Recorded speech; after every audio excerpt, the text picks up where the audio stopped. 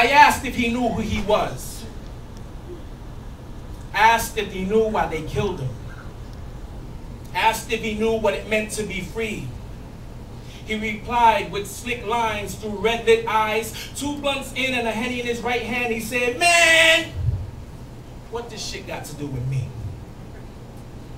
Just then, instinct told me to let him be, but honor wouldn't allow me to leave. You see, at that moment I conceived the need to save him. So I asked, "What would it take for you to believe, youngin'?" He regarded me with the disdain shown to those religious fanatics who won't stop preaching. Cracked jokes under his breath as I tried to teach him, tried to reach him, tried to rip him from the grips of his boycott, and he in turn tried knocking me off my soapbox by passing me his L. He didn't realize that the smoke he inhaled was just another way they found to dumb him down. The yak he swilled, another way to stunt the man I was trying to build. But I became conscious that the foundation was slowly crumbling, acutely aware the more he trivialized my rhetoric.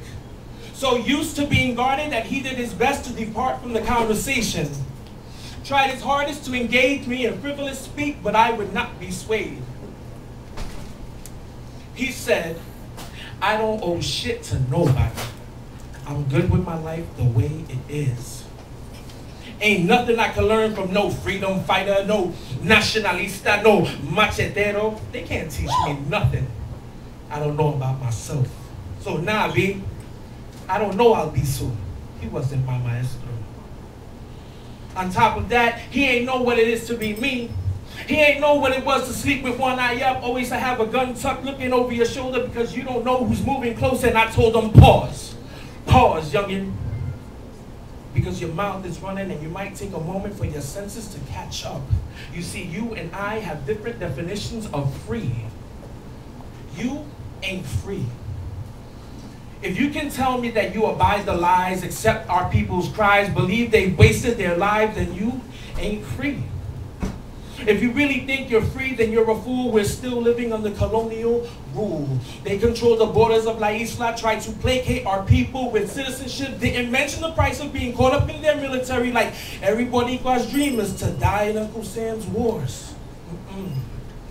You see, knowledge of self is wealth, but our histories have been erased, and I can't blame you for being lost.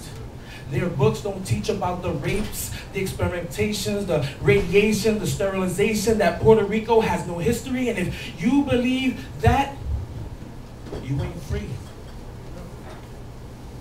Watched as his tears flow, became the mortar that cemented the bricks of a new foundation, and we began to build again.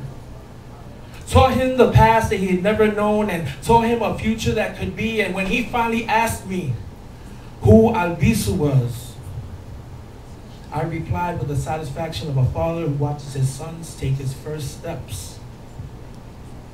"Don't you see? Albizu was me. Albizu was you. Ruiz, Betances, and Filiberto too. Campos was tío. Lolita was tía. Alejandrina is your sister, and Isabela eres tu madre. What wouldn't you do to defend your family?" Looking back from the other side of the mirror, I replied, "I would do anything." Thank you.